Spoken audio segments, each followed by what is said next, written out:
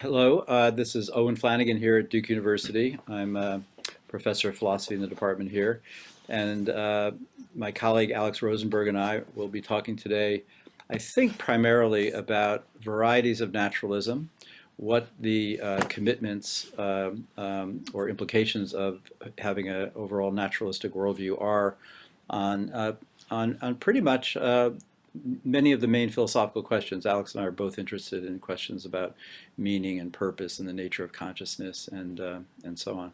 So let me introduce my colleague Alex. Right, thanks, Owen.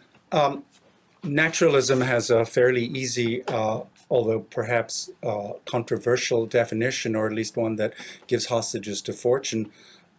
It's the thesis that natural sciences are our best guide to what exists in the world, and also that its methods are the best ways of acquiring more knowledge about what exists in the world.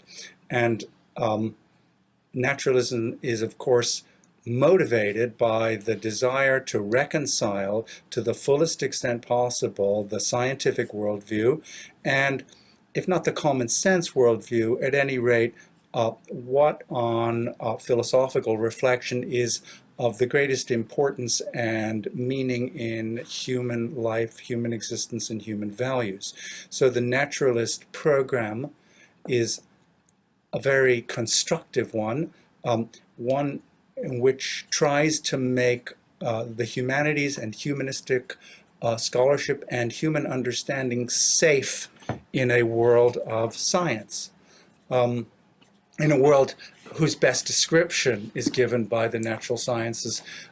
The dispute between the Geisteswissenschaft and the Naturwissenschaft, the natural sciences and the human sciences, the spirit sciences in the German, goes back, of course, to the 19th century, and it's a dispute which naturalism has sought to find a modus vivendi between the polar sides of. That is, to find a way of reconciling these two views so that we don't have to choose.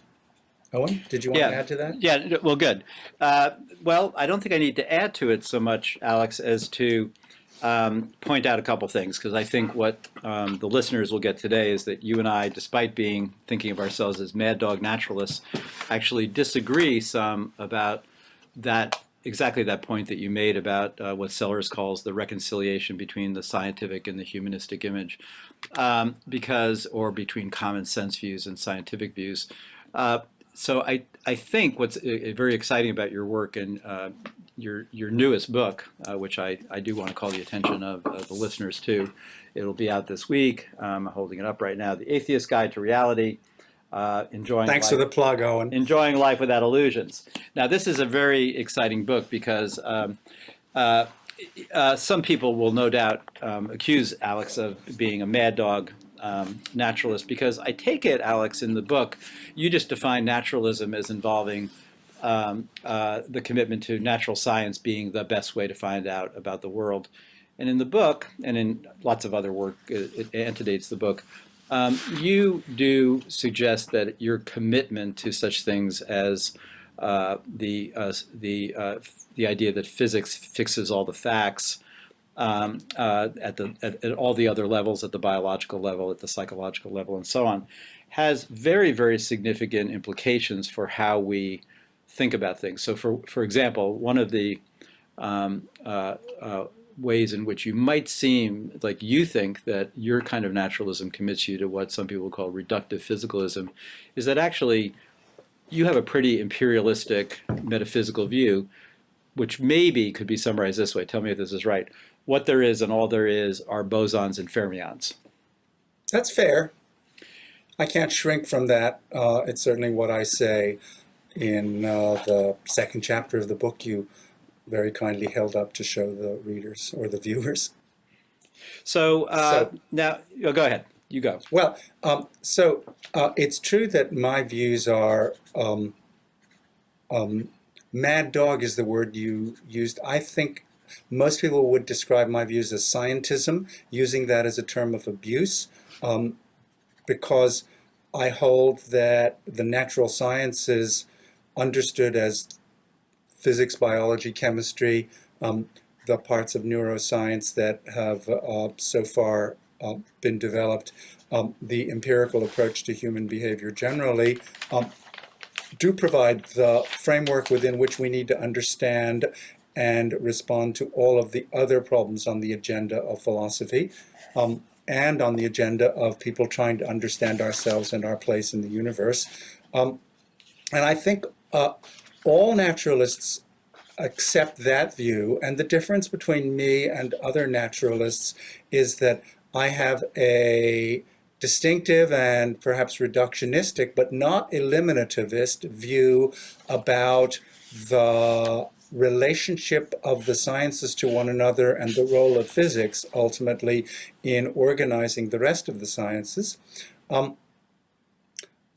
And I think that the naturalist is committed by their philosophical, epistemological, and metaphysical naturalism to such a view, to a view that gives the natural sciences, and particularly the hard sciences and the more well-established sciences, the right and the obligation to rule on the range of facts which we can recognize and on the permissible explanations of those facts. Let me, before turning it back to you, say it's important for someone like me, and I take the word scientism away from my critics and use it as a badge of honor the way gay or queer has been taken on by other marginalized groups as a badge to express their views,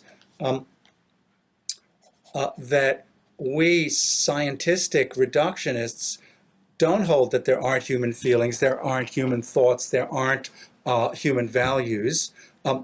What we seek to do is to show that they can be accommodated by, understood by, explained by, and thereby underwritten by the natural sciences.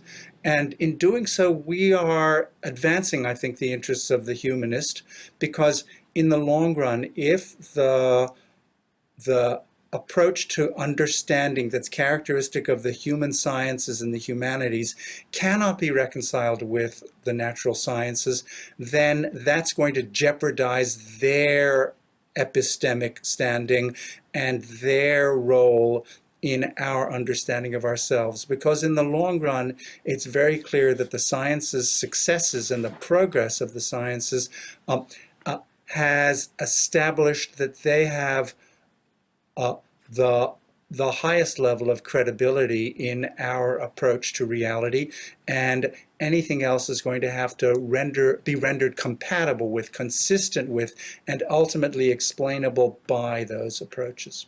Good. Okay. Well, one thing I love about your naturalism, and I think it's very nice the way you just explained how you are willing to take the moniker scientistic, as you put it, in the same way that people have taken on other monikers that seem disparaging, and to use it in a positive way. And there's something really refreshing about your commitment, as you say, to you put it different ways, and even the way you just spoke. Sometimes it's taking our best, the forms of human inquiry that have produced the most in terms of justified true beliefs, and it's a kind of a strong Quineanism, isn't it? Thinking of the best. I mean, so let's try to place your kind of view in terms of. I've always thought I love both the Quinean idea that the best philosophy is continuous with science. Depending on how you understand continuous, that's fairly weak, right? I mean, one might just say, well, as you just were putting it a few minutes ago. Yes, it's not, consistency isn't enough. Isn't enough, right? So you're stronger than Aquinas because but you did just say, I think a few minutes ago, you want whatever else you say to be consistent and coherent. There's a Salersian idea, right, that the aim of the philosopher is to figure out how things conceived in the widest possible sense hang together in the widest possible sense. Right, and I have a rather stringent Quinean sense of hanging together. What does it mean to hang together? For bodies of knowledge to hang together, it's not merely enough that they're logically compatible with one another. Right. There's got to be a certain kind of coherence, a certain kind of consilience, to use the words of a non-philosopher, E.O. Wilson, who has a certain similarity in his views to mine about this. So I think that we have an obligation as naturalists to do more than simply allow for the compatibility of these two broad areas of human intellectual endeavor. We've got to show how they link up to one another, how they are coherent with one another. And I think, of course, that, and here I want to advertise your book, that in The Bodhisattva's Brain, which I'm now holding up in front of the camera to show the reader, a book that Owen has just produced, you make an effort to do that very thing. That is, you want to try to show us how findings and results in neuroscience aren't merely consistent with, but vindicate approaches to human understanding that are fairly characterized as introspective and that owe their origin to the thought and the meditation and the practices of a religion, of Buddhism. And to the degree that Buddhism is a surrogate for other non-scientific approaches to knowledge and approaches to what there is in the world, you've got a strong commitment to this same program that I think we naturalists have to pursue. Right. Well, thank you. So let's, I want to come back actually to Buddhism because I think it's an interesting metaphysics, but for people who have naturalistic orientation. But I did want to ask you something about, you have a nice paper that you did a long time ago. I think it's called The Field Guide to Naturalism. And I have a paper called Varieties of Naturalism. And, I think certainly when I wrote my paper, that I used to like giving around because it was kind of, you could spend a lot of time. It was like the Paul Simon song, 50 Ways to Leave Your Lover. There really are so many different varieties, kinds of naturalisms that the word, and this is, I think, an advantage of you committing yourself to a very particular kind of naturalism.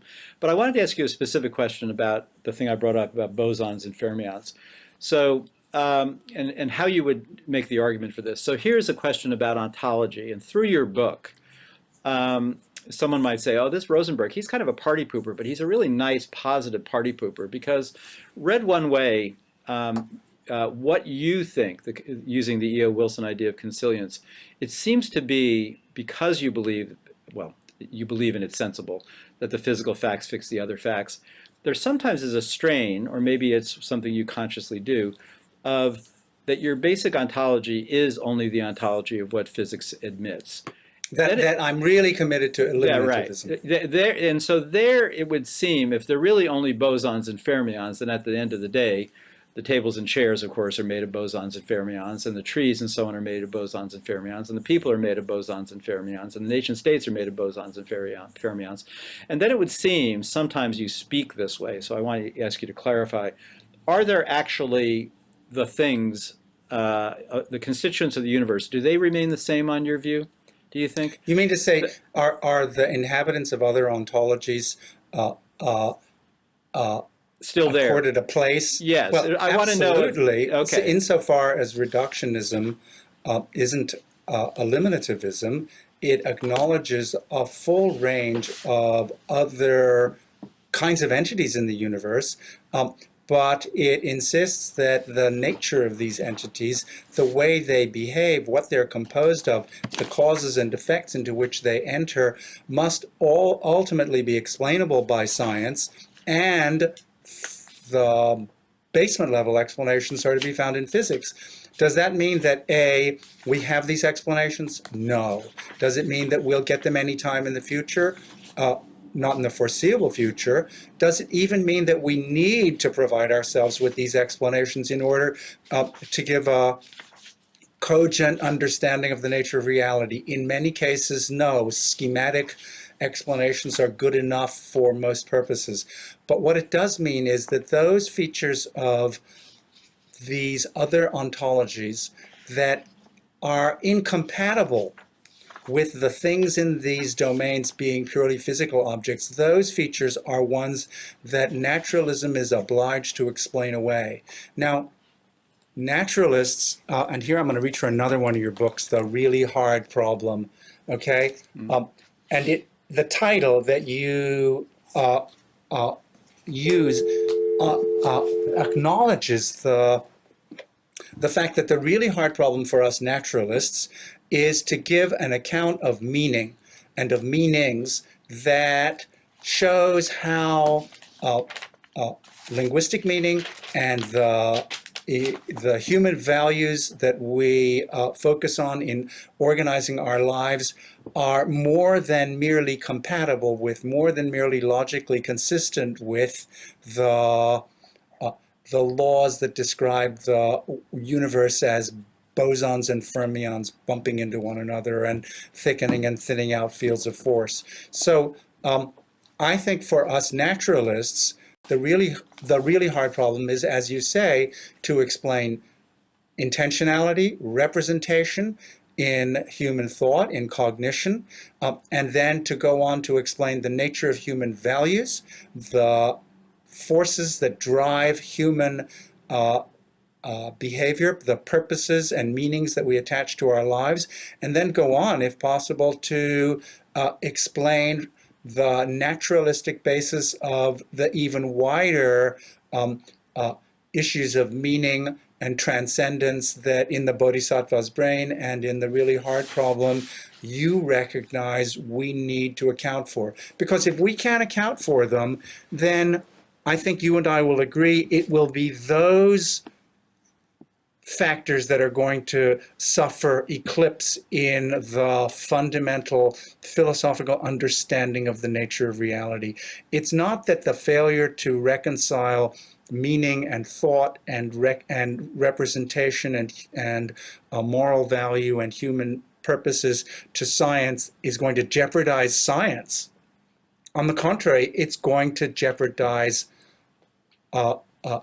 our human understanding of ourselves. And that's what makes the subject so urgent. And of course, I think that the differences between you and I is that you see the cup half full and I see the cup half empty. Yeah, I think that's a fair way to put it. So let's actually, maybe it'll be fun for the listeners for us to go through.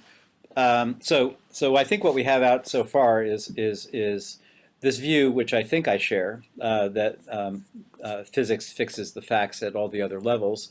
And I also agree with you about the emphasis you put on the second law of thermodynamics. It seems obvious that future physics is not going to mess with that. At least it seems, you seem absolutely 100% confident. Of course, this is the week that we are getting reports about neutrinos going faster than the speed of light. So I'll sort of take a Quinean fallibilist view there, but it sure seems firm. Now, so maybe what we could talk about is there are some, so the boson and fermion story doesn't commit one to denying the existence of tables and chairs and people Absolutely and not. nation states or anything like that. So as you say, I was just trying to draw that out. It's not a limitivist in that sense. It is a limitivist as you see it, and I think I do too, in the sense of you have this wonderful opening in your book. You ask questions. You say, is there a God? No. What is the nature of reality? What physics says it is? What is the purpose of the universe? There is none. What is the meaning of life? Ditto. Why am I here? Just dumb luck. Does prayer work? Of course not. Is there a soul? Is it immortal? Are you kidding? Is there free will? Not a chance. What happens when we die? Everything pretty much goes on as before except us. What is the difference between right and wrong, good and bad? There is no moral difference between them. Why should I be moral? Because it makes you feel better than being immoral. Is abortion, euthanasia, suicide, paying taxes, foreign aid, or anything else you don't like forbidden, permissible, or sometimes obligatory? Anything goes. What is love and how can I find it? Love is the solution to a strategic interaction problem. Don't look for it. It will find you when you need it. Does history have any meaning or purpose? It is full of sound and fury, but signifies nothing. Does the human past have any lessons for our future? Fewer and fewer, if it ever had any to begin with. Now, that last one, of course, is something I want to get to later, your idea that history is bunk. Now, that's a wonderful just opening to your book, and of course... and it's meant to be provocative, It's meant to be provocative. It's meant to force you to read the rest of the book to find out why he holds these outrageous Those are the views. short answers, but I think what's going on here, and I think that you're right, that all naturalists have to be committed to something like either. So let's go back to the nice point that you started with. So there is this idea that we want Geisteswissenschaften and Naturwissenschaften to be, if we can make them, consistent. And it's the Naturwissenschaften which are going to drive the basic commitments of the Geisteswissenschaften, just because they're in much better shape. They seem to have some laws around which are in outstanding shape and unlikely to be revised. And so that will commit us to things like physicalism about persons, some kind of standard objections to libertarianism about free will, objections to posits of God. So we're going to be eliminativist. And we're also they're going to commit us to giving a fully physicalistic account of the mind. Exactly. Right. So right. And that was the beginning of physicalism about persons and their minds. Exactly. So I think we're on board there. Now, I think one thing that you and I disagree about, and it maybe has to do with the half full, half empty idea, is this. Max Weber famously said that the rise of science, or what we maybe now following Sellers can call the scientific image of persons in our world, would lead or was leading to a certain kind of disenchantment because of the fact that these traditional concepts, and of course I don't want to talk about theism, I think you're just right in suggesting that's pretty much off the table. Why would serious people want to discuss that, except that it's an important social problem. It's a problem in our socio-political worlds, but it's not a philosophical problem. There's just no reasons to believe that, and therefore, like you nicely do in the book, you just say, here's what, if you are an atheist already, and it's rational to be that, I'm not going to fuss over that, here's what else you should be committed to if you're a naturalist. But the questions are these. I kind of believe something like this, Alex, that the ordinary person's concepts of purpose, meaning, the nature of consciousness, intentionality, how much Santayana is right about catching on to history or repeating its mistakes, what our political and moral values should be, are not as fixed in a kind of antecedently hocus pocus view of the world as would make one have to be a eliminativist about those latter concepts, the ones about God, meaning, purpose, morality. So can we, maybe a way to show this would be something like this, that you seem to think, because your two starting points are the second law of thermodynamics, or physics in general, and natural selection. And natural selection. And you think, and I agree with you, that Darwin gets rid of teleology or purpose in the universe. You then think that has some implications about whether or not there's any meaning or purpose in a human life in terms of how I take it there's some claim about how most people think about meaning and purpose. Could you just say more about that? So I think actually you're hitting on both of what I think about meaning in its strictly linguistic and cognitive science domain, and meaning in the sense in which we talk about the meaning of human lives. So let's go back to a fundamental point in naturalism. Naturalists, almost all naturalists, and this is why I'm sometimes doubtful that I may not really be a naturalist, and that scientism is a position to the left, so to speak, of naturalism.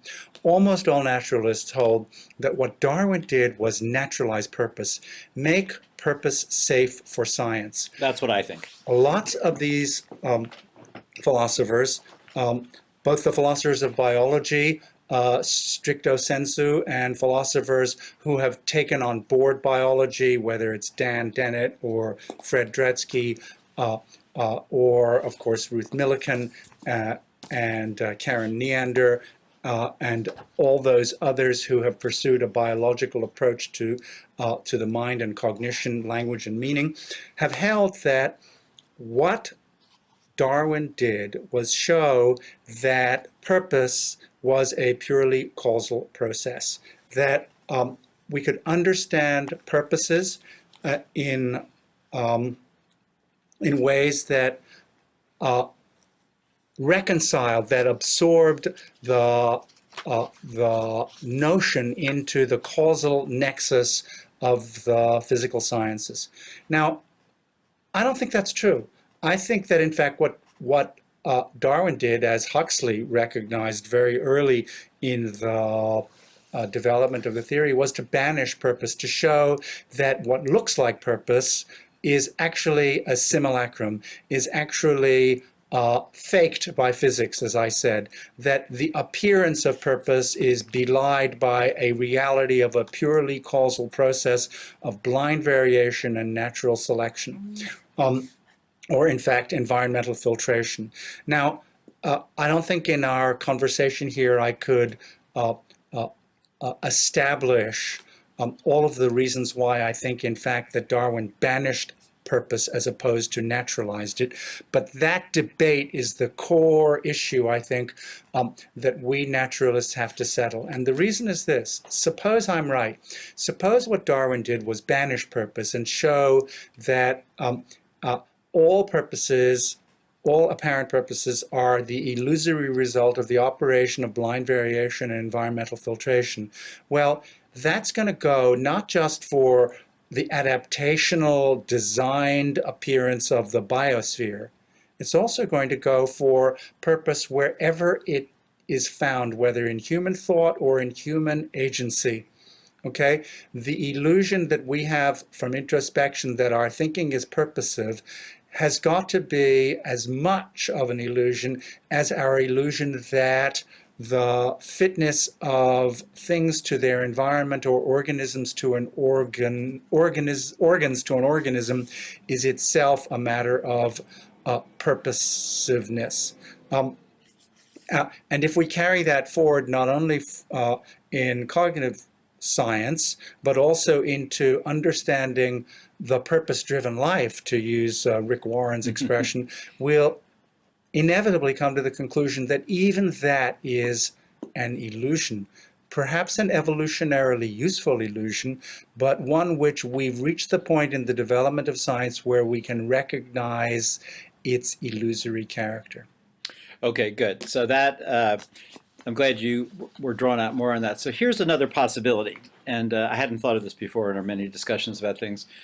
Maybe, so you think with, and I do agree with the analysis of genuine purpose in the way it might have been meant in theories about God's plan for the universe and final causation. That looks like that just goes. That's gone with Darwin's theory, that sense of purpose. But here's a possibility that not all the other senses of purpose are the same concept, but that they're homonyms that may or may not have roots in the same concept. So here's what I have in mind. There does seem to be this move that many naturalists make, like, for example, I make it, between giving up on any more than metaphorical meaning to the universe having purpose in terms of either an Aristotelian natural teleology or a divine plan. That just is out. Now, what about the question of when a person asks, my aim or my purpose is to get to Chapel Hill this afternoon? Now, your suggestion is that we have to, at certain points in the book, you suggest that that conception of purpose or aim or has got to go too. Now, I don't see why that would be the case, nor a third meaning, which is that I seek to make my life one that has personal meaning to me, is purposeful, not in the Rick Warren sense, because that's tied up with a whole Weltanschauung that I wouldn't accept. So let me articulate those other two senses, which I think are somewhat independent. So many people have this view of consciousness as a kind of scenario planning. So that what Owen does when he wakes up on a day that he has to go to Chapel Hill is maybe look at his iPhone, or the iPhone buzzes him and says, in several hours you're going to Chapel Hill. And then when I start to drive, there's at least short-term plans in the kind of Bratman. There's a plan. There's a Right. I load up an intention or a plan, and it has an aim, and the plan requires me to get to Franklin Street to go to the talk over at Carolina. Now, that seems like one of those explanandum that's just kind of there, that humans do that. And given the kind of history and memory we have and the way the brain works as some kind of representational system, I'm not suggesting that we know how it represents. You're skeptical that it could represent in anything like the common sense view, and I share a lot of your skepticism about that. But that seems a kind of purpose or planning or aiming that humans do, and that we could give a purely Darwinian explanation of how we do it. But Owen, if you already admit that we can give a purely Darwinian explanation of the appearance of purpose, and you go on to say that there's no purpose in Darwin's conception of reality, then in effect the Darwinianization of an account of human purposes of even the pedestrian kind that you've just described ends up being eliminativist. Now, that, of course, is the line that I try to pursue and to fill out the details of in my book.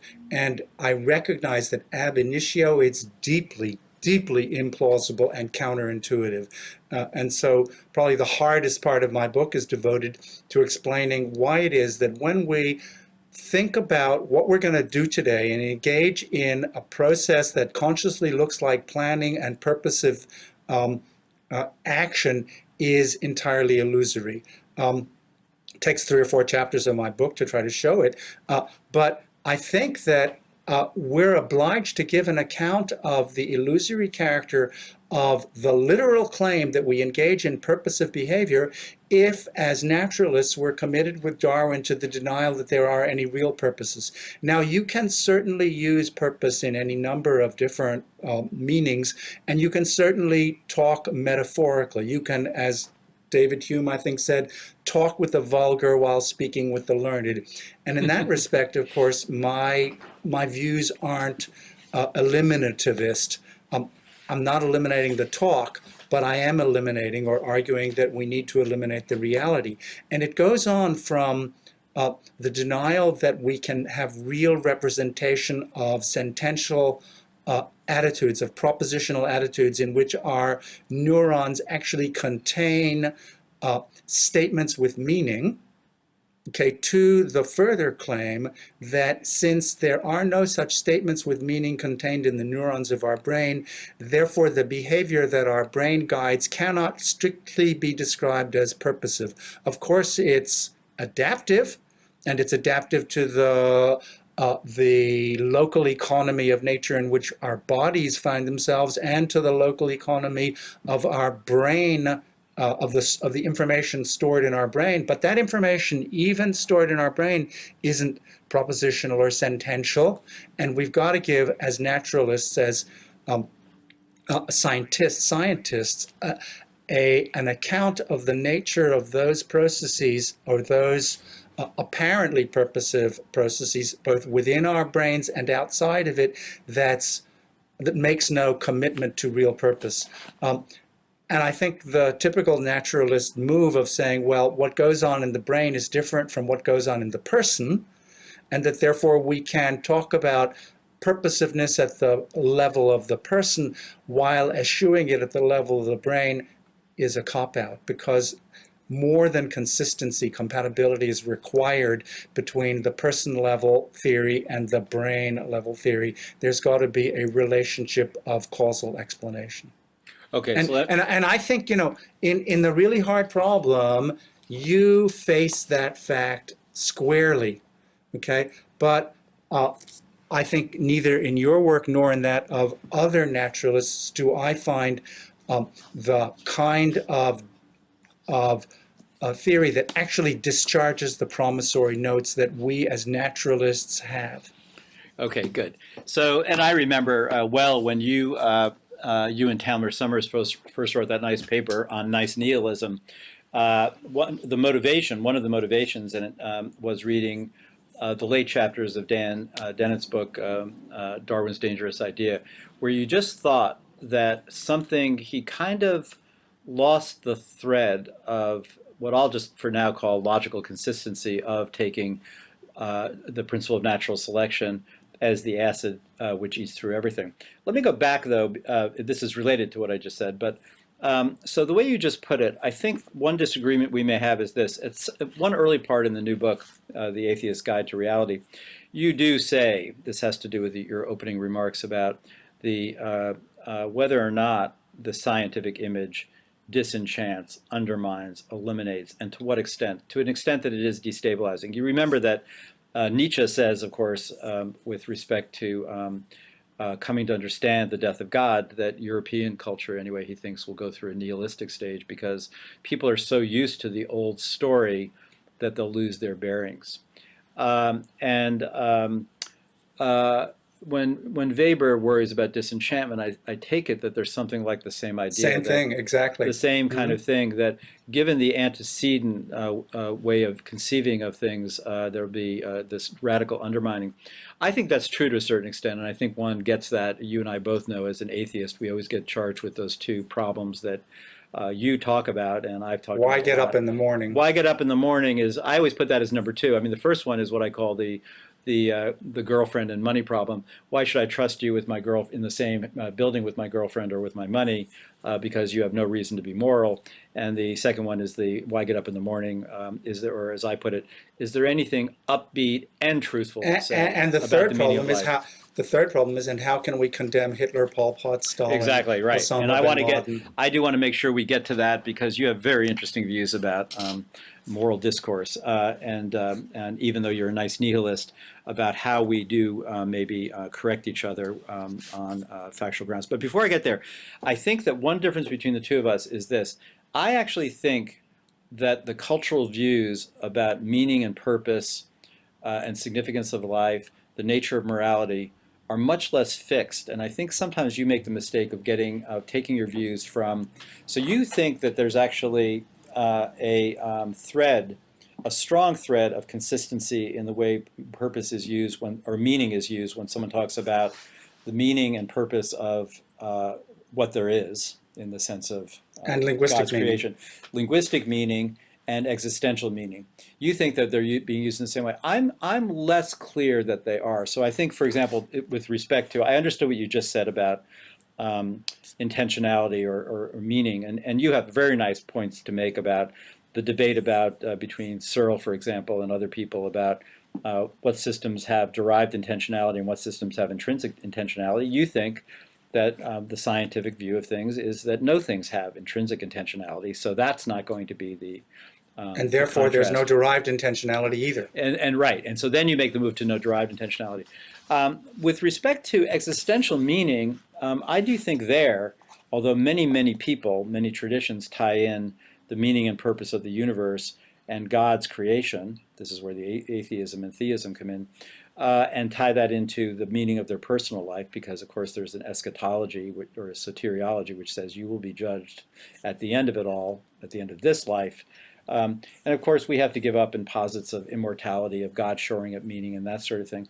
I do think nonetheless that there are plenty of atheists, myself included, who wonder and worry about what can we say about the meaning and significance of this life. And there we're using the concept of meaning to mean something like what you might call having fun, but we might call something like doing our best with the equipment we have to live a life that we judge to be of significance, to matter.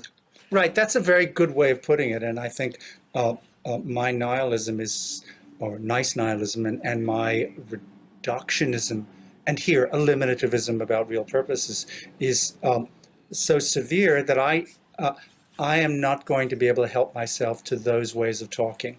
That is, I think that when we think about the meaning of our lives, thinking about organizing our lives in such a way as to accord them some kind of value to ourselves and satisfying personal fulfillment, okay? That all of that is an introspective illusion that is produced by bosons and fermions, by neurotransmitters, by somatic gene expression, by what's going on in our brain, and that it is the result, in some cases epiphenomenal, in other cases with causal consequences, of a purely blind play of blind variation and environmental filtration operating in real time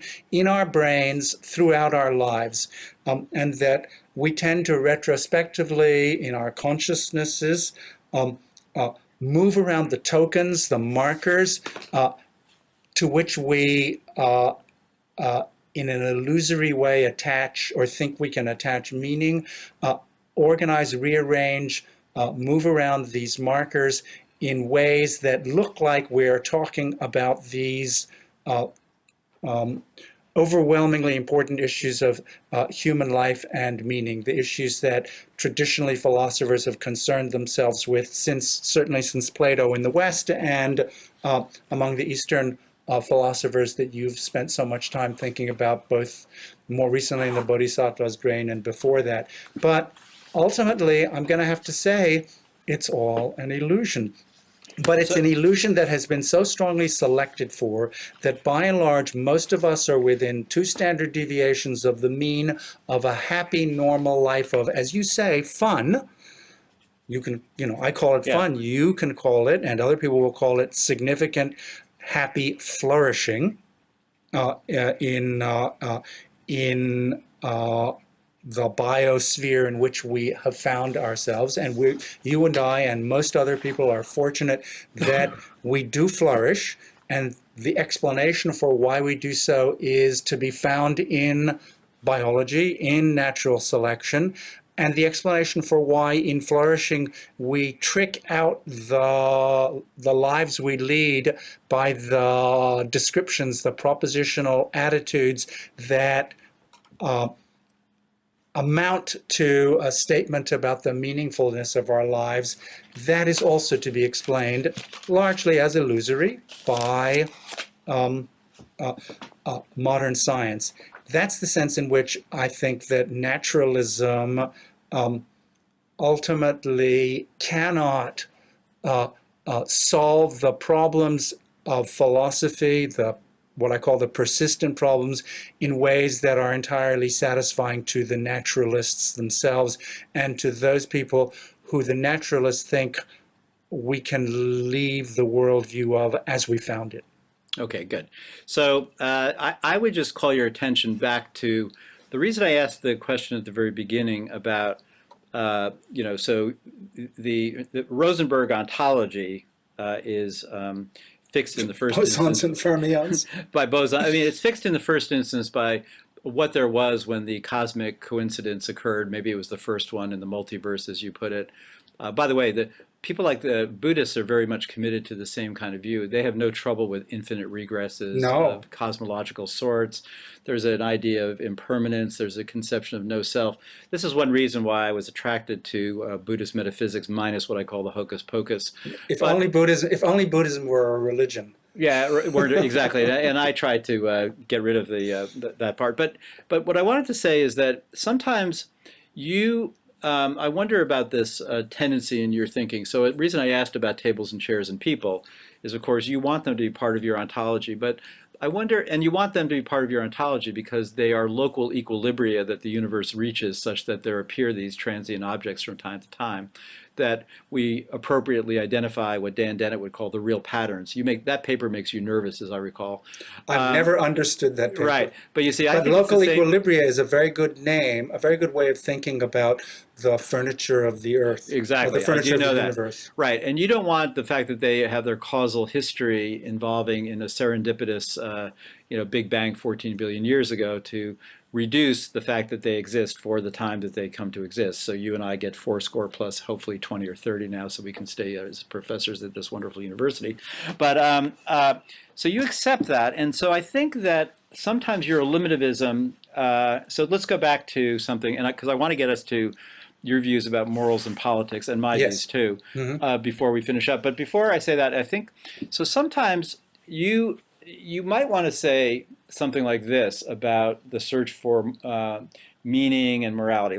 My view is something like this, that the best way to live a life, as I see it, would be to live at the what I call Platonic hedonism. So the hedonism is supposed to capture that.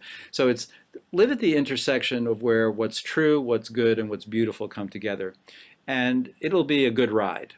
Now, Right, and I call this Epicurean detachment. Okay. Now, my attitude about that is that that seems, all things considered, to be a good way to live. And I totally accept that the reasons I have for believing that have to do with all the causal features of the world as you describe them. There's nothing, nonetheless, Right. this is, I think, something which over world historical time, the evidence is converging for, if you got to give it a shot, I mean, you've got your time here. This is generally a good way to do things. And of course, we're both committed to the true part. When I talk to psychologists about these views, they say, why do you philosophers care so much about what's true? It makes people unhappy, so shut up.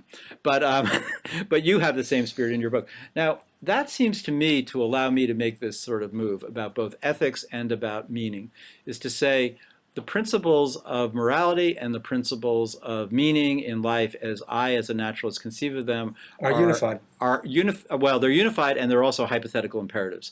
So if you say to me that either meaning or morals consists of categorical imperatives, I'm willing to go and say there is no such thing.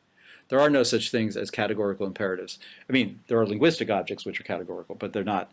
What there are hypothetical imperatives. And So this looks like a way of putting the differences between our views as the glass half full and the glass half empty. Maybe it is. This But is what I I'm think, getting back to. but here's why I think that that's too sanguine a view about how to reconcile science and human values in the sense in which you want to do.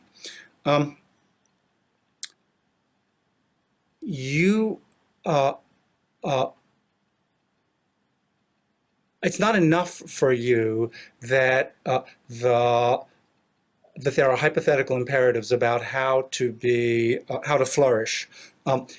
There's the further claim that flourishing is intrinsically a good thing, and that we ought to not only flourish ourselves, but so arrange that part of the universe that we have any access to as to enable as many other people to flourish as possible. And while I have a similarly favorable attitude to those hypothetical imperatives, I'm not prepared to believe that science underwrites them as more correct, more well-grounded, righter than hypothetical imperatives of the sort that you and I would find repellent, psychopathological, and absolutely abhorrent. So I think that at the end of the day, you're committed to something stronger than a mere hypothetical imperative as underwriting our ethics and the configuration of our lives that makes them worth living. And I am committed to the claim that that hypothetical imperative is all there is, and it won't produce anything more than a nice nihilism. That is, a denial that there really are, at the basement level, either any grounds or foundation for ethical value and for certifying as meaningful human life. Okay, good. I actually think that we have to talk about that off the TV, but I think this is a really nice way we're going, because I don't think I would want to commit myself to the intrinsic goodness of finding meaning or flourishing. And actually, I'm very, it's interesting. People like Derek Parfit, for example, in the old Derek Parfit, I haven't read the new book, I just read reviews of it.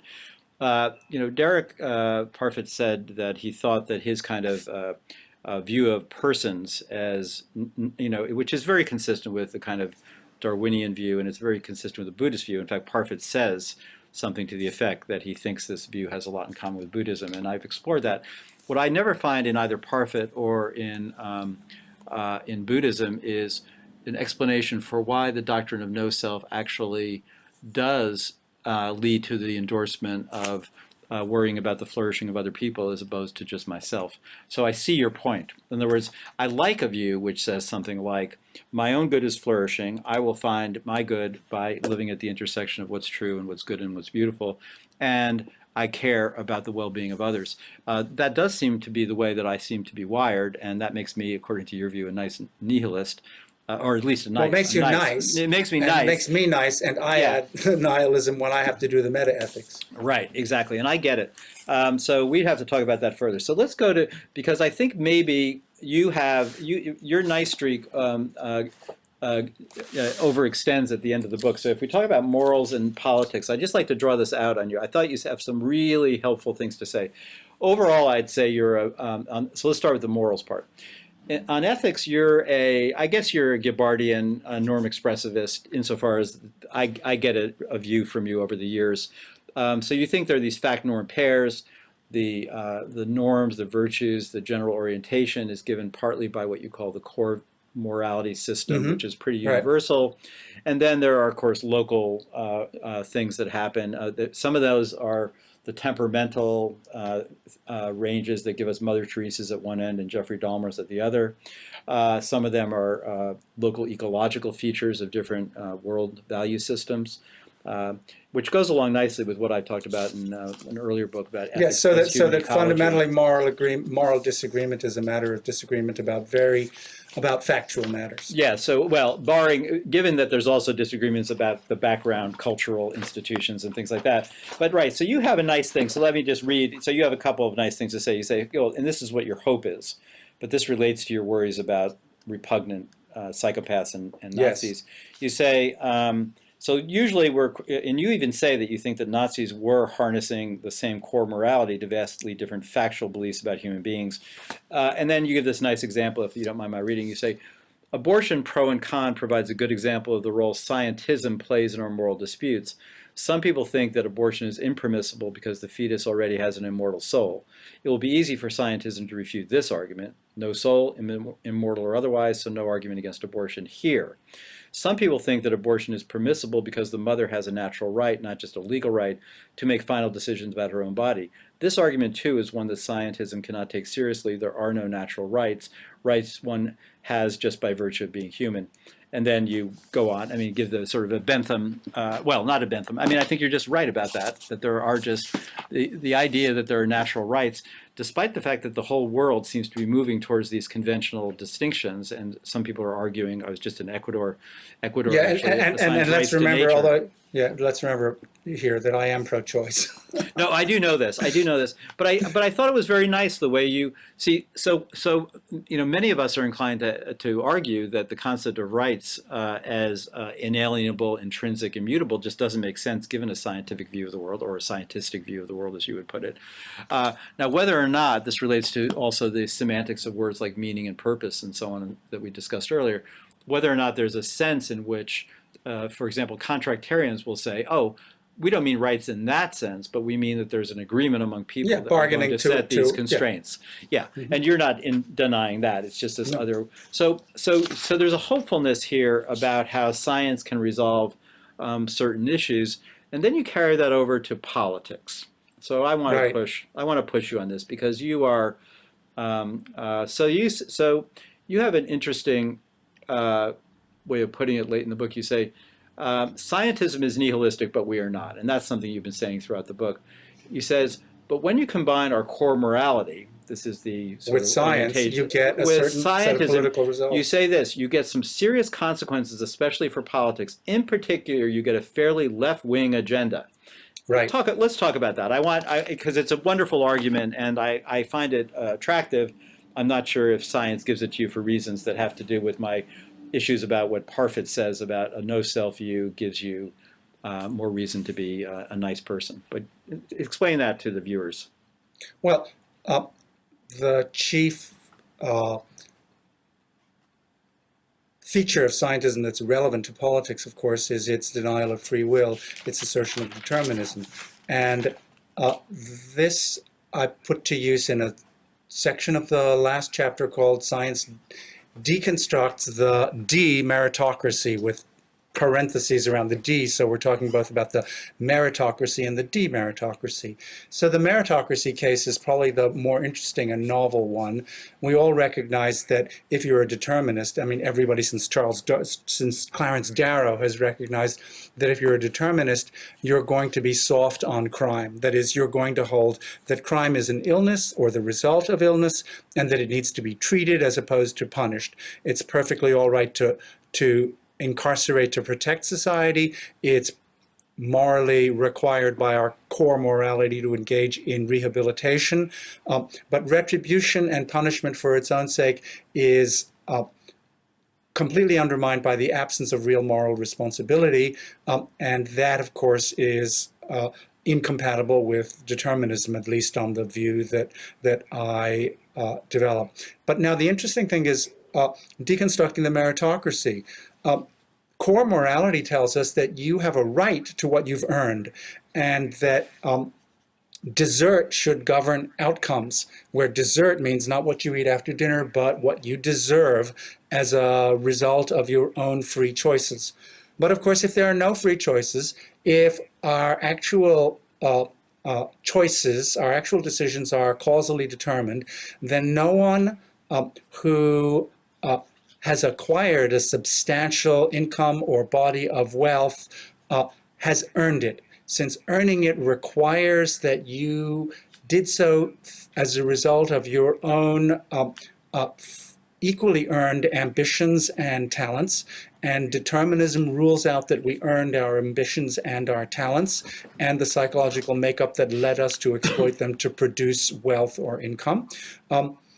This is an even more radical point than the one that Elizabeth Warren made lately when she pointed out that the rich entrepreneur may have built his factory and acquired a great income, but he did so by sending his products to market on roads that we built, hiring people that we educated, and protecting his factory from fire and crime by police and firemen that we trained and paid for. This is an even more radical view that since nobody deserves anything, desert requiring free will, that therefore the distribution of wealth and income in our society cannot be justified by right and has to be organized, at least in consistency with core morality, on other considerations. Now, this in itself is not an argument against the free market. We have good scientific reasons for thinking that the only way to organize society in such a way as to give people incentives to produce the largest quantity of what people really want is the free market. And the free market, unfortunately, controlled by government, inevitably produces inequalities owing to differences in ambitions and talents. And so, of course, if ambitions and talents aren't things that people have earned by their free choices, core morality requires us every so often to interfere with the free market and level the playing field. And that's the sense in which I think that the agenda that science imposes on core morality is a left-wing one. Good. So here's a couple of just concerns about the argument, not about the politics. We do know that Americans are big luck deniers, the biggest luck deniers in the world. That's right. This is and lottery ticket buyers too. Exactly right. And what you've just taken us to are just very important moments in the history of late 20th century philosophy, in discussions in Bob Nozick's incredibly important book, Anarchy, the State, and Utopia, and which rests on the sort of Lockean proviso, right? About, correct. And the idea that we can, by mixing our labor with nature, earn its products. Right. Because, of course, and it connects up with a certain worldview where God has given man dominion and things are gotten freely and all that. So, but you notice how this goes back to the way I want to connect it up with some of my concerns is this, that Nancy Sherman years ago told me that, I talked about how when the prisoners escape from Plato's cave, they see the sun. And then the way I remembered it is that they go back into the cave to bring the other people out. They're immediately motivated when they see the good to want to go back and help everyone else out. And she pointed out to me that actually one translation anyway says that their necks were turned. They were forced to go back. That seeing the good wasn't sufficient motivation to want to care about everyone else. This is my same concern I have with both Parfit and Buddhism, that just because you see that you're an ephemeral transitory object, you've got this, it's a completely serendipitous fact that you came to be anything at all. And when you're gone forever, like forever. And your effects, of course, don't last too long either. What is the motivation for that, recognizing that, and then wanting to do the widest possible good? And I have the same concern about the way you talked about core morality. There is a sense in which core morality, not maybe biologically given, we don't have any way of doing this experiment, but a combination of biologically and socially given, says something like, as you put it, core morality says you have a right to what you earn. Maybe, or maybe that's just what we in capitalistic America, I'll just take America, believe. What if core morality just says something like this? You have a right to the stuff that I and my loved ones want. You see, now that's a much weaker view. So as soon as you find out that no one deserves anything, this would be the kind of the 21st century mimic of the disenchantment and nihilism worries from Nietzsche and Weber, is that if people do understand that no one deserves anything, then what is the motivation to not revert to a world of each against each, dog eat dog, Right, the so state of nature. Well, I think on the one hand, I'm inclined to say there is no motivation. In the absence of these illusions, the prospect that you identify is one against which we have no bulwark. On the other hand, we don't need one. That is, in the state of nature, the life of man is not nasty, brutish, and short. It's largely the result of selection for cooperation, for altruism, for coordination, as a result of the fact that we found ourselves on the savannah 2 million years ago or so at the bottom of the food chain, and were selected for those cooperative dispositions that moved us to the top of the food chain. And those dispositions continue to be in force in the early 21st century and will continue to be in force so long as the environment remains reasonably stable, to make most of us quite non-nihilistic in our fundamental dispositions. And even those of us who as scientists and as philosophers recognize that the truth of the matter is nihilistic, will be unable to force ourselves to act, even if we wanted to, in some abstract sense, in ways that would take advantage of the illusory character of our social commitments to niceness. We don't have to worry about committing suicide because life has no meaning. We don't have to worry about controlling our instincts to cut corners and be free riders, because those instincts, the emotions that they have harnessed to drive our behavior, are overwhelmingly powerful. So powerful that the take-home message of scientism is we don't have to worry about the truth because the truth will not free us from the illusions that make life at least feasible in contemporary society. That's why I end, the subtitle of my book is Enjoying Life Without Illusions. Even when we recognize the illusory character of the drivers of human social life, we are going to be unable to do enough about them to endanger ourselves or anybody else. And that's a good thing. Right. I don't know if we have any time left. I don't see on my screen how much time we have. But now we've been talking for an hour and 3 minutes, Owen. All right, so I guess that's where we have to stop then. I do have some questions I want to ask you, and the viewers may be very interested. You have lots of things to say about. I teach philosophy of literature, as you know, and you have things to say about how you think that really literature and possibly history. Well, you do say this about history. Aren't separate tracks from, say, psychology, neuroscience to understand human nature and persons. They're kind of a fun ancillary activity that humans engage in. But I guess we don't have time to do that. The people will have to go and read your book. But if people are interested, they can go to a couple of the entries in the Philosopher's Stone on the New York Times website over the last few weeks, in which actually these very matters are discussed by a professor of literary criticism attacking me.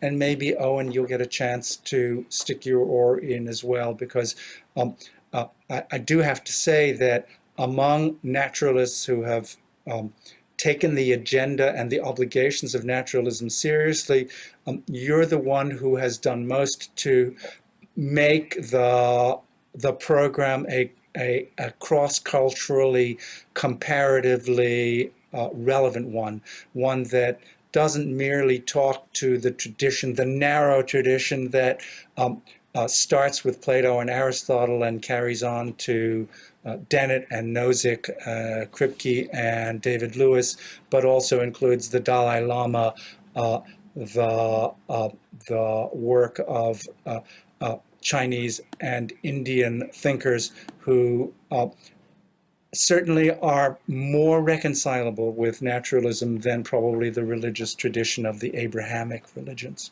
So thanks a lot. I look forward to arguing about these things off camera when we turn off, and perhaps on camera if people haven't had enough.